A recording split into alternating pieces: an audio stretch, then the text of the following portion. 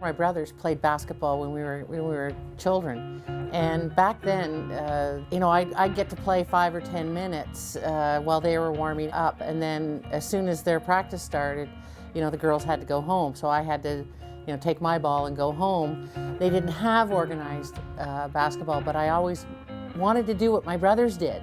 A coach came up to me, Karen Reinhardt, and said, I was in grade 12, and she said, I think you should try out for the national team. 3 or 4 years later, having a chance to go to the Olympics, that's sort of what drew me into the game. I mean, it was an opportunity I jumped at, and I loved it.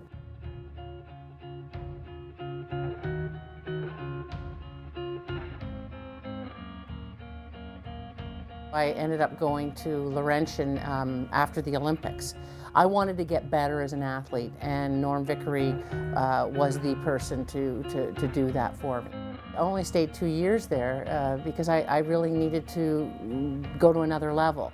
And that's when I chose to head south to the US, to Old Dominion. I liked that they didn't know who I was. They didn't know I had won 2 national championships at Laurentian and that I was on the national team. So I had to earn my respect, and I liked that.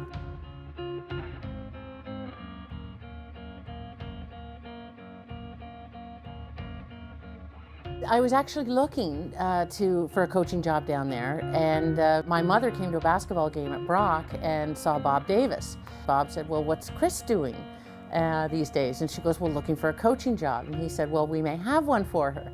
So the next day I get a phone call from Arnie Lohenberger, who was the dean at that time, and he said, we have an opportunity for you. Would you be interested in being the coordinator of athletics and the basketball coach? And I went, I'm in. Chris was an administrator here from day one.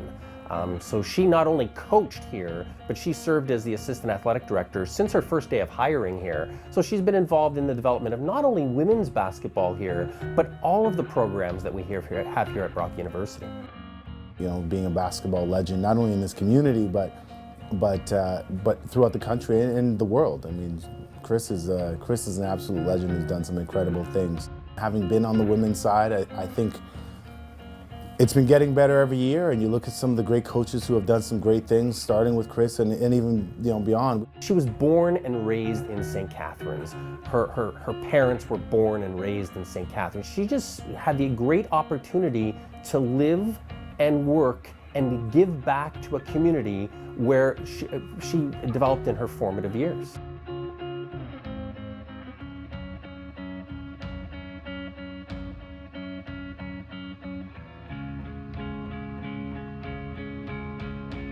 I think it's such an incredible thing. She's so well deserving, and again, a legend of the game. I think it's really cool that we're honoring, one of our own and somebody who's put so much into the game, and again, at so many different levels, not only as a player, as a coach, and as well as an administrator. I think it's really cool that she's been able to do it all. Who is more deserving of this trophy?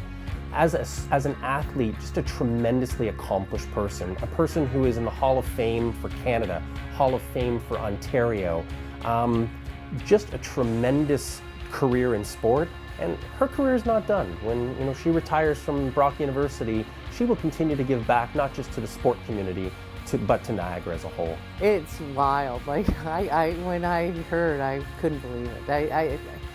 It's cool. It really is. And I'm honored. I just can't believe it's happening to me. It's probably one of the neatest things that's ever happened to me. I mean, I've been in the Hall of Fame, and this is pretty cool.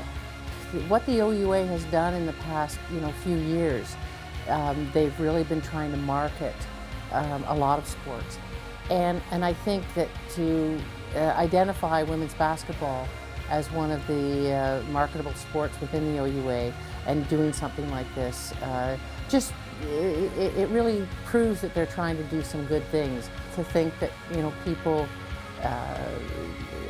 nominated me and respected me that much in the game really is so neat. It's a great feeling inside.